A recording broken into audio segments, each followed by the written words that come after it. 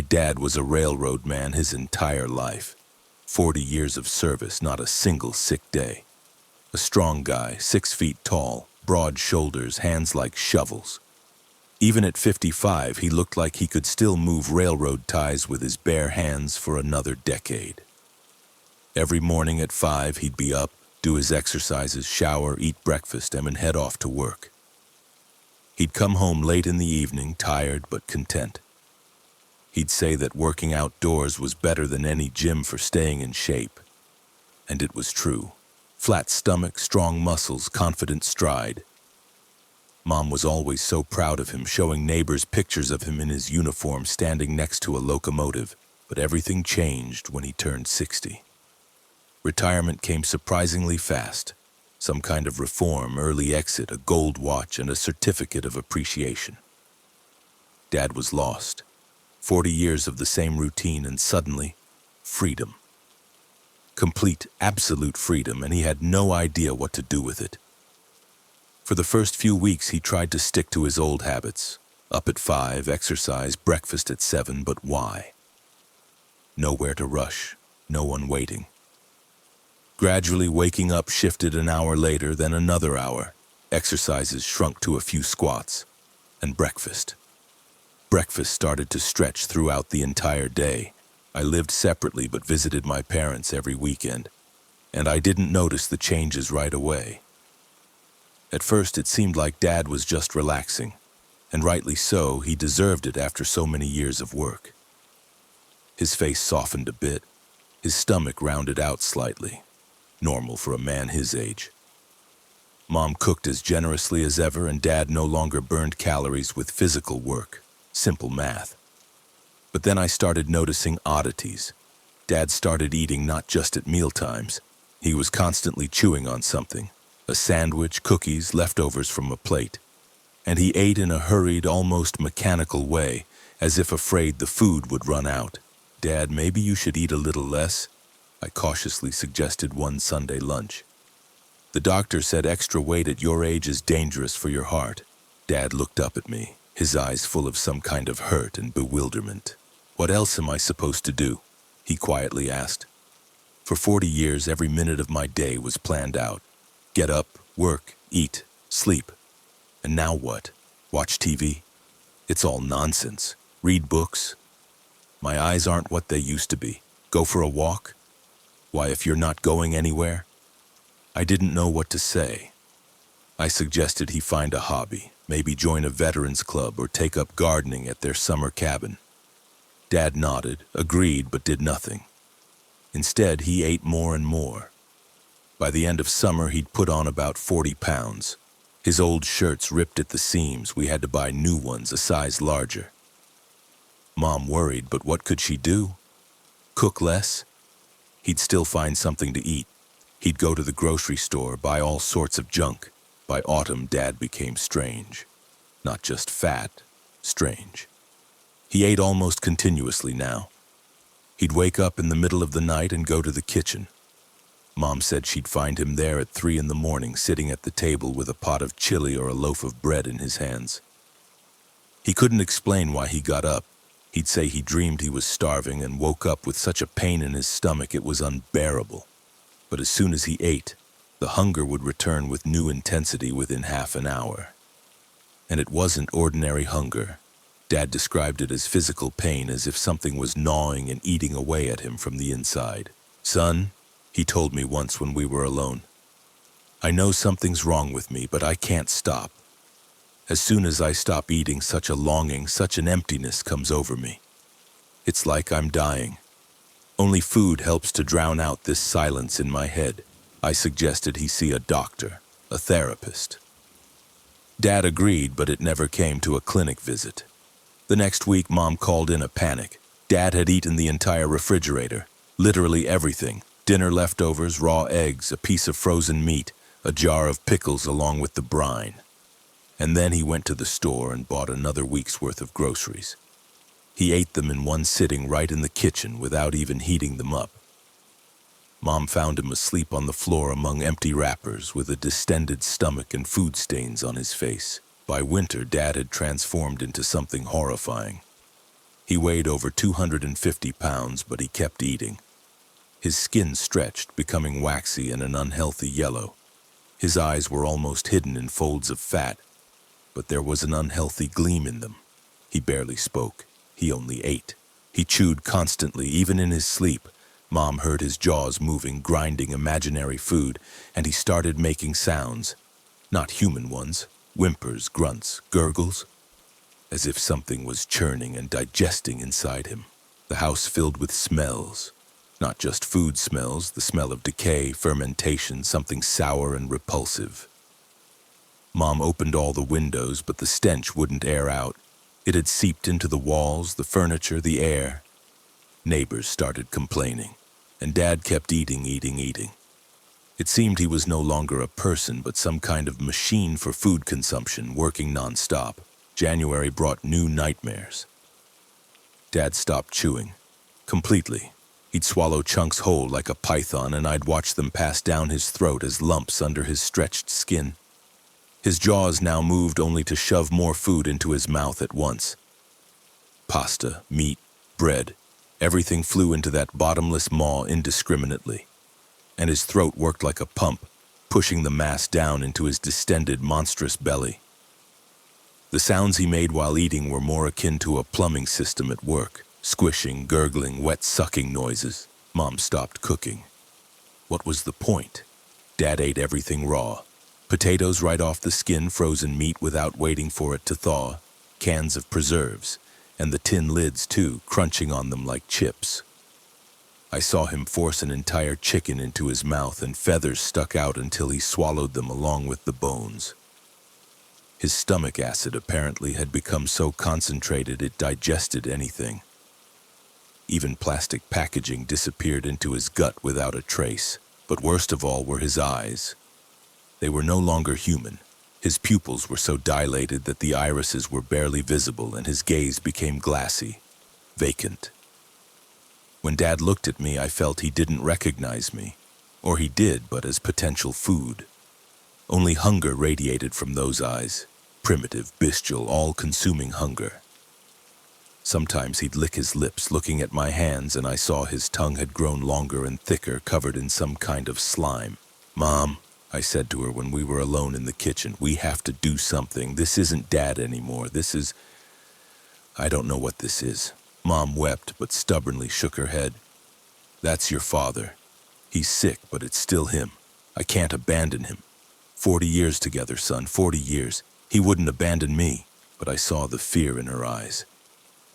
She was terrified to be alone with him. She now slept in the kitchen, locking the bedroom door. She said Dad wandered the apartment at night searching for something. He'd thump on the walls, sniff the air, scratch at cabinets. And once she woke up to find him standing over her, breathing heavily. Just standing and staring, saliva dripping from his mouth, thick, viscous with a sweetish odor. By February, Dad no longer fit through doorways. His body had expanded not just in width, but had also oddly deformed.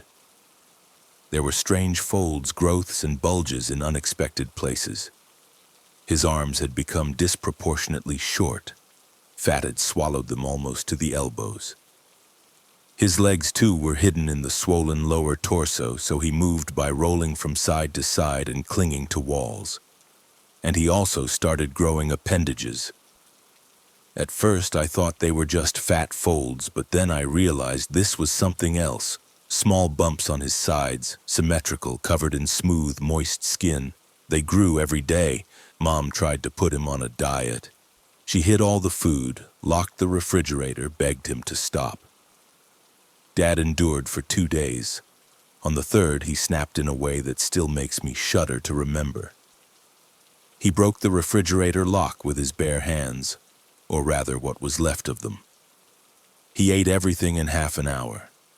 Then he went to the pantry and ate the potatoes, all of them along with the bag. Then he found a bag of dog food we'd once bought for a neighbor's dog and swallowed it whole. And when that was gone, he went for the trash can. I couldn't bear it. I called an ambulance, but the paramedics refused to hospitalize him. They said involuntary commitment was only possible if there was a threat to others' lives, and Dad wasn't harming anyone. He just ate. A lot. This was technically not a disease, but a lifestyle. At most, they could refer him to a nutritionist. The nutritionist came, looked at Dad, and left without a word. Later, he called and said he hadn't seen anything like it in 30 years of practice, and that it was a case for psychiatry, not nutrition. A psychiatrist came too. An elderly man with intelligent eyes who had clearly seen it all. But even he was bewildered. Dad behaved relatively normally in his presence, eating slower, trying to answer questions, though his speech was already slurred due to his altered mouth shape.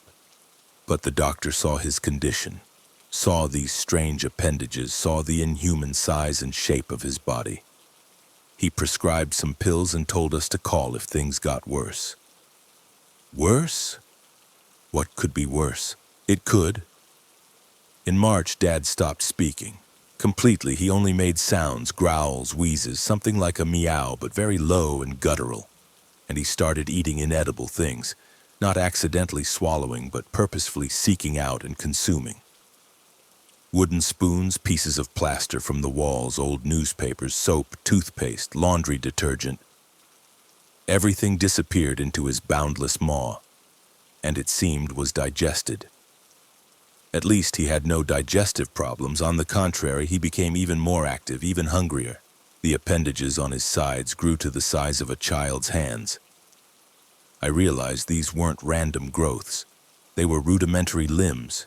He was growing extra arms, or paws. They were covered in the same waxy skin as the rest of his body, but moved independently. Weakly, uncertainly, but they moved. There were no fingers yet, just soft stumps that Dad used to drag food toward himself. And when there was no food nearby, these appendages twitched in the air like the tentacles of a sea anemone, probing the space in search of something edible. Mom couldn't take it anymore. In early April, she went to her sister's for a few days, but I knew it was for good. I can't blame her. Living with what Dad had become was beyond human endurance. She left a note asking me not to abandon him no matter what. "He's still your father," she wrote. But was that true? I was left alone with him. I moved into my parents' apartment, took leave from work. Someone had to look after him, feed him, clean up after him. Yes, clean up. Because Dad no longer used the toilet. His body had become so efficient at processing food that there was almost no waste. But instead, he constantly secreted some kind of liquid through his skin. Sticky, pungent, yellowish. It covered everything he touched. The walls, the floor, the furniture. Everything was covered in this slime. And the smell was unbearable. Sweetish, cloying, with notes of decay and something chemical. But worst of all was that Dad watched me. Constantly. Wherever I went, his eyes followed me. There was nothing human in them, only hunger and something else. Something that made me wake up in a cold sweat at night. Because sometimes it seemed to me that there was recognition in that gaze. That somewhere deep inside this monstrous mass of flesh, my father still sat, watching what was happening to him. And he couldn't stop it. By the end of April, his mass probably reached 400 pounds. He could no longer move on his own, only roll from side to side. The extra limbs grew to the size of normal arms and fingers appeared on them. Strange, too long, with sharp nails. With these hands, he grabbed food and shoved it into his mouth with machine-like speed. And his original arms, they began to shrink, as if his body decided that 4 limbs were enough and began to reabsorb the unnecessary ones. Every day they became shorter and shorter until they disappeared completely, leaving only small bumps where his shoulders had been. I knew I was losing my mind. I couldn't sleep, barely ate, and constantly trembled. But I couldn't leave either. I couldn't abandon him. Whatever he had become, he was once my father. The man who taught me to ride a bike, who took me fishing, who was proud of my successes in school. Somewhere inside this nightmare, there had to be at least a part of that person. I clung to that hope like a drowning man to a straw. But sometimes when Dad looked at me with his dead eyes and licked his lips, I understood the terrible truth. That person no longer existed. and what remained saw only food in me. And sooner or later, hunger would overcome any remaining familial feelings. May became the month of the final transformation. What used to be my dad no longer resembled a human in any way.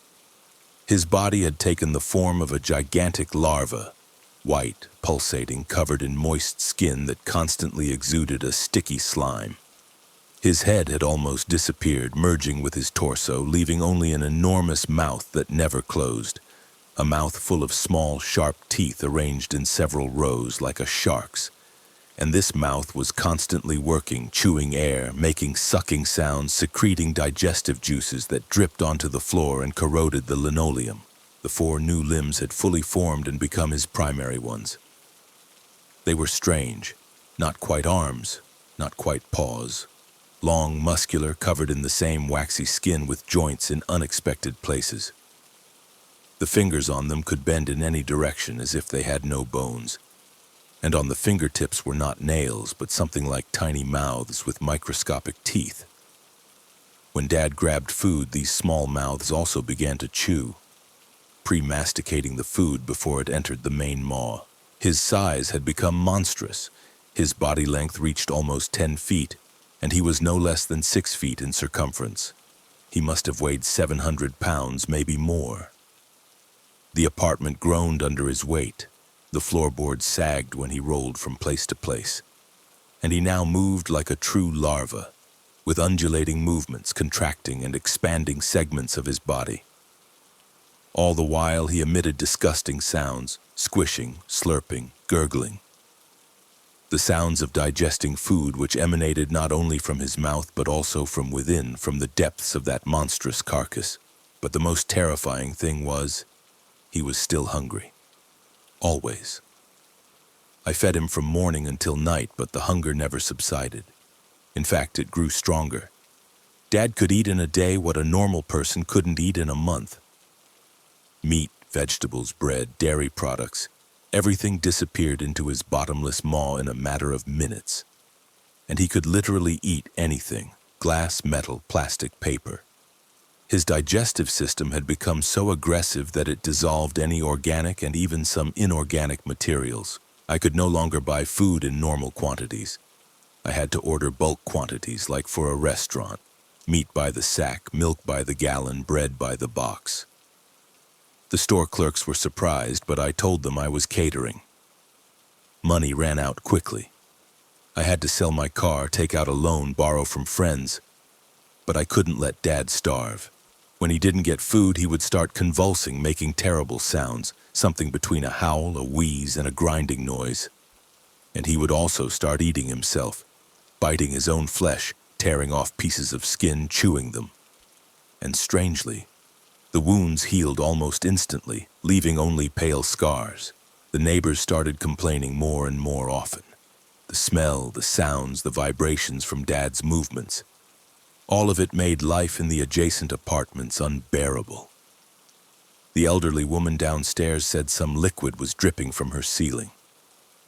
The family to the left moved out, saying they couldn't stand the stench anymore, and the young couple to the right called the health department, claiming that an epidemic threat was emanating from our place. I fended them off as best I could, saying Dad was gravely ill, that everything would be all right soon, that we were looking for a solution, but I knew it couldn't go on like this for long. Worst of all were the nights. During the day, Dad at least ate, and that distracted him. But at night, he became restless. He crawled around the apartment, scraped against the walls, sniffed the air. Sometimes I'd wake up to find him standing in my doorway, staring at me. In the dark, his eyes glowed with a dull, yellowish light, like those of nocturnal predators. He could stand like that for hours, unmoving, only breathing heavily. And his breathing had become strange, not through his nose or mouth, but through his entire skin. His whole massive body rhythmically rose and fell like enormous lungs. In mid-May, what I feared most happened. Dad tried to eat me. I was preparing his dinner, blending about 6 pounds of pork with bones, when I felt something wet on my leg. I turned around and saw that one of his auxiliary limbs had reached for me and wrapped around my ankle. The tiny mouths on the fingertips had already started biting, trying to gnaw through my pants fabric. I screamed and hit his limb with a frying pan. Dad immediately let go, but in his eyes I saw disappointment. Like a child deprived of candy, after that incident I became more cautious. I fed him from a distance using a long stick to push food toward his mouth. I slept with a locked door and a knife under my pillow. And most importantly, I started researching what was happening to him. I scoured the entire internet, read medical literature, studied cases of rare genetic diseases, but I found nothing similar. Such a thing simply couldn't happen from a medical standpoint. A human cannot turn into a larva. But Dad had. Then I turned to other sources, esoteric websites, forums about paranormal phenomena, ancient books on demonology and curses. And there I found mentions of similar cases, very rare but still there, descriptions of people who suddenly began to eat uncontrollably and transformed into monsters. In the Middle Ages, such individuals were burned as possessed. In later times, they were explained away as rare diseases and hidden from view. But the essence was the same. This was not a disease. This was something else. In one old book, I found the term devourer, the description of a creature that masquerades as a human but is actually a parasite that feeds on human flesh. According to the text, a devourer can live for years as an ordinary human, but at a certain point its true nature awakens. Then it begins to eat everything, grows rapidly and transforms into its true form, a giant larva. And then it pupates and transforms into something even more terrifying. I didn't believe such nonsense. But when, at the end of May, strange growths began to appear on Dad's back, resembling the beginning of a cocoon, my doubts vanished. This was not a disease or a mutation. This was something entirely different. Something that existed long before the advent of modern medicine. Something ancient, hungry and merciless. The growths grew rapidly. In a week, they covered Dad's entire back with a thick layer of a waxy substance. It was semi-transparent, and through it I could see something moving inside. Dad's body was changing under this shell too. It became more elongated, segmented, and his limbs began to fuse with his torso, forming something resembling wings. By early June, Dad had almost stopped eating. Instead, he lay motionless most of the time, covered in this waxy cocoon. Only occasionally did he stir, and then the cocoon would crackle, exuding a thick yellow liquid with a nauseating odor. I knew the transformation process was nearing its end. Soon something would emerge from this cocoon. But what? On the night of June 15th, I was awakened by a strange sound. Not loud, but piercing. Something like a squeak or a rasping noise. I left my room and saw that the cocoon had cracked. The same yellow liquid seeped through the crack, but now it glowed in the dark with a dull greenish light. And from within came sounds of movement, scratching, rustling, something like breathing, but very rapid and shallow. I didn't dare to get closer. I locked myself in my room and stayed there until morning, listening to something freeing itself from its shell. The sounds were horrible. The crunch of breaking cocoon parts, the squishing of liquid, wet snorting. And towards morning, everything fell silent. When I finally mustered the courage to come out, I saw the empty remnants of the cocoon and a large puddle of bioluminescent slime on the floor. And Dad was gone. Or rather, something else was there. In the corner of the room, clinging to the ceiling, hung a creature the size of a large dog. It had 6 legs covered in a chitinous exoskeleton, 2 wings, still folded, and a head with enormous compound eyes. An insect, a giant insect that had once been my father. It looked at me with those multifaceted eyes, and there was nothing human in them. Only hunger. The same primal, all-consuming hunger I had seen in recent months. But now it had the means to satisfy that hunger. Sharp mandibles capable of biting through bone, powerful legs with cutting claws, wings that were about to unfurl and allow it to hunt. I realized my life hung by a thread. This creature was no longer bound to me by familial ties.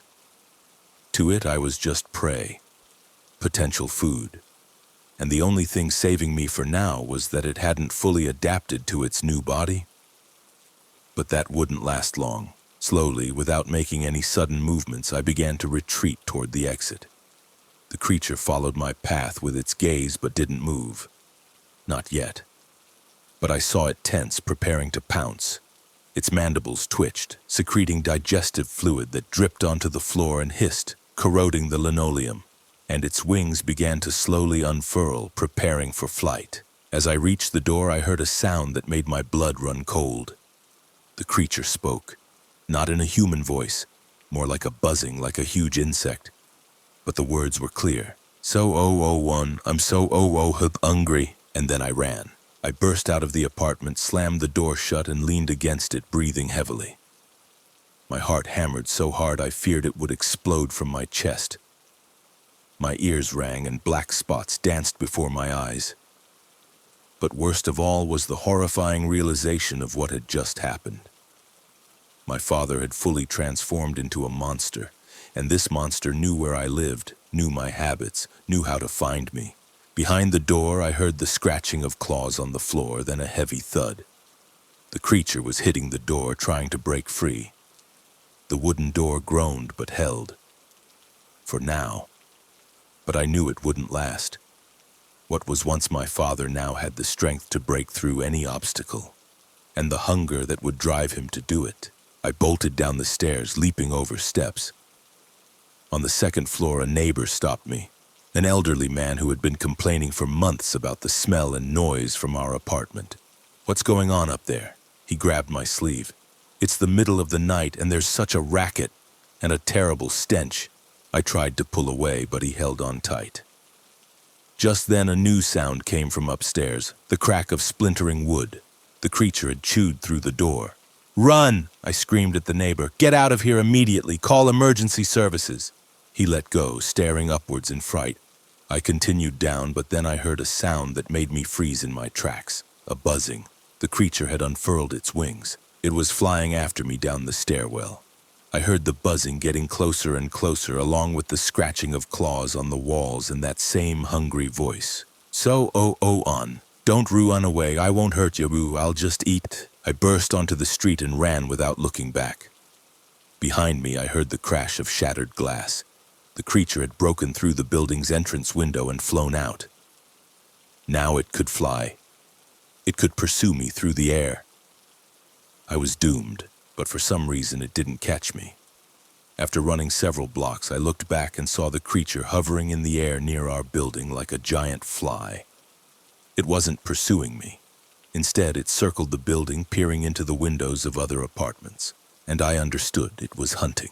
Not specifically me, anyone who crossed its path. A woman's scream echoed from a second-story window. Then another. Then silence. The creature disappeared into one of the windows. I imagined what was happening in that apartment, and I vomited onto the sidewalk. A young family with a small child lived there. I pulled out my phone with trembling hands and called the police. What could I say? That my father had turned into a giant insect and was devouring neighbors. They wouldn't believe me. They'd think I was crazy. But it was worth a try. "We have an emergency," I said into the phone, trying to sound calm. "I was attacked by some animal, very large, aggressive. It's in building number." The dispatcher took the address, promised to send a rapid response unit. But I knew regular police wouldn't be able to handle this creature. Something else was needed. But what? I got into my car, which was parked in a neighboring building's lot, and watched. The creature flew out of the window about 10 minutes later. There were traces of blood on its mandibles. It hovered in the air again, circling the building in search of new victims. And then I saw flashing lights approaching. Police cars arrived quickly, 3 vehicles and an ambulance. Officers got out, armed with assault rifles. Apparently, the dispatcher had relayed the message as an attack by a large predator. They were ready for a bear or, at worst, a rabid dog. but not for what awaited them. The creature spotted them almost immediately. It sharply turned in the air and rapidly dove downwards. The police opened fire, but the bullets seemed to have no effect. Its chitinous shell was tougher than a bulletproof vest. The creature crashed into the group of people like a living torpedo. What happened next, I don't want to remember. Suffice it to say that 5 minutes later, only one wounded officer remained, bleeding profusely and calling for help on his radio. And the creature flew off again, now even more sated and content. Reinforcements arrived. Lots of reinforcements. Special forces, firefighters, medics, even some people in hazmat suits who arrived in an unmarked car. Apparently, someone higher up decided this wasn't just an animal attack, that it was something more serious, but the creature had vanished. When the street filled with people and equipment, it flew away. I saw it ascend high into the sky and disappear into the darkness. Hunting such a large number of armed people was too risky even for it. But I knew it would return when it got hungry again, and it was constantly hungry. All the rest of the night I sat in my car, watching the operation. The people in hazmat suits examined the apartment where it all began. They carried out some samples in sealed containers, and then they boarded up the entrance with plywood and set up round-the-clock surveillance. The victims' bodies were taken away in special bags. The official version broadcast on the news that morning spoke of an attack by a large predator, presumably escaped from a zoo. But I knew the truth. In the morning, one of the people in hazmat suits approached me. She took off her helmet, and I saw the face of a woman in her 40s, tired but intelligent. "Are you the son of the apartment owner?" she asked. I nodded, not trusting my own voice. "My name is Dr. Volkova. I work in a special unit that deals with unusual cases. We need to talk." We got into her car and she turned on some device that, according to her, blocked eavesdropping. "Tell me everything from the beginning," she said, "and don't try to hide any details. We know this isn't an ordinary animal."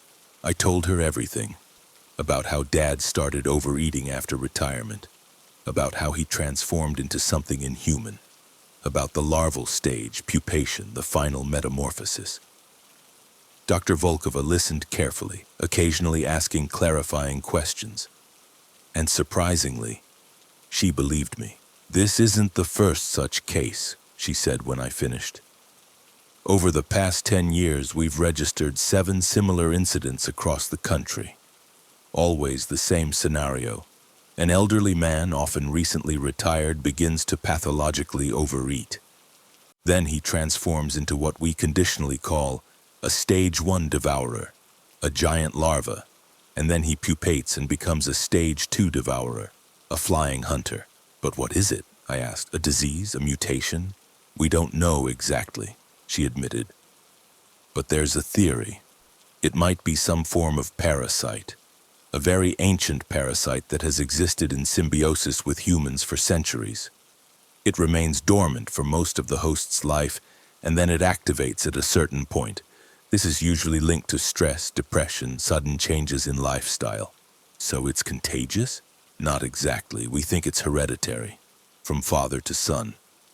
If our theory is correct, then you have this parasite, and sooner or later it might activate." I felt the world swim around me. So I was doomed. Sooner or later I would turn into the same monster as my father. "There's good news," Dr. Volkova continued. "We've developed a suppression protocol. Special medications that keep the parasite dormant. But you'll need to take them for life, and even then there's no 100% guarantee." "What about Dad, the creature?" "We'll find it and destroy it, sooner or later. They can't hide for long, too big, too hungry. They usually hunt for no more than a week, then we locate them. But a week passed, then 2, then a month. The creature didn't reappear. There were isolated reports of attacks by a large predator in the suburbs, but when response teams arrived on the scene, they found only gnawed bones, and the hunter itself was nowhere to be found. I moved to another city, changed jobs, started taking the medications Dr. Volkova gave me. Life slowly began to return to normal, but the calm was deceptive. In September, my mother called me. She had returned from her sister's house and wanted to meet. She said she missed Dad, that she was ready to accept him in any form as long as he was there. I tried to dissuade her, to explain that the man she knew was no longer there. But she wouldn't listen. "He's my husband," she insisted. "No matter what happened to him, he's my husband, and I won't leave him." The next day, she was found in the old apartment. What was left of her? The creature had returned for her. Perhaps some residual memory led it there, or simply hunger. But the result was the same. After my mother's funeral, I met with Dr. Volkova again. She looked even more tired than the first time. "We managed to get some samples," she said. "Your mother," she resisted, "and the creature left some of its genetic material. And what did you find out? It truly is a parasite, but not an Earth one. Genetic analysis showed structures that shouldn't be present in terrestrial organisms. We think it arrived on Earth a very long time ago, perhaps thousands of years ago, and it has been adapting to the human organism ever since. Why does it need this? Reproduction. Each adult creature can produce up to 100 larvae, but to do so, it needs to consume a certain amount of human flesh. We calculated about a ton for one clutch of eggs. A ton of human flesh. How many people had to die for this nightmare to continue? And how many such creatures were already flying around the world, hunting unsuspecting people? There's one more thing," Dr. Volkova added. "We investigated the place where your grandfather lived. Archival documents show that he died under strange circumstances. He was found in the house, but the body was incomplete. Officially, it was considered an attack by wild animals, so my grandfather was also infected, and his father too, probably.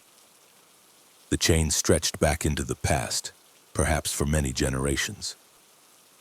My family had been cursed by this parasite for God knows how many years. Tell me honestly," I asked, "what are my chances?" Dr. Volkova remained silent for a long time before answering. "The medications help, for now. But the parasite evolves. It adapts to our suppression methods. At best, you might last 20 years. At worst..." She didn't finish the sentence. I understood without explanation.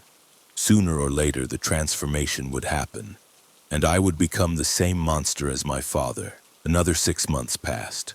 I continued to take my medication, undergoing regular checkups. Tests showed that the parasite remained dormant, for now. But sometimes I caught myself having strange thoughts about food, about how much I wanted to eat something large, satisfying, meaty. And these thoughts scared me more than any nightmare. And then came the news about my grandfather. Dr. Volkova contacted me in March when I had almost believed the worst was over. "We exhumed your grandfather's grave," she said. "The coffin was empty. Only clothes and a few bones, but in the soil beneath the coffin we found strange formations resembling cocoons." "What does that mean?" "We think that the adult specimens return to their place of origin to lay eggs, and then they die. But the eggs can remain in the soil for decades, awaiting suitable conditions to hatch. And when do they hatch? We don't know exactly, but there's a suspicion that it's linked to the activation of the parasite in the descendants. When one family member transforms into an adult specimen, it might stimulate the development of larvae in the ground.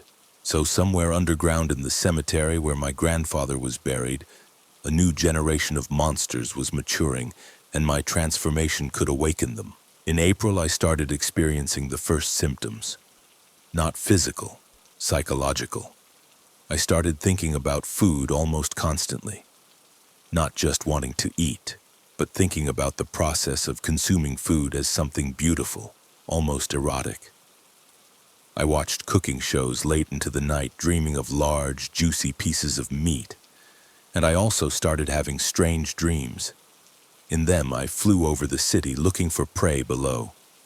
And these dreams didn't frighten me. On the contrary, I woke up with a feeling of disappointment that it was only a dream. Dr. Volkova increased my medication dosage, but it helped little.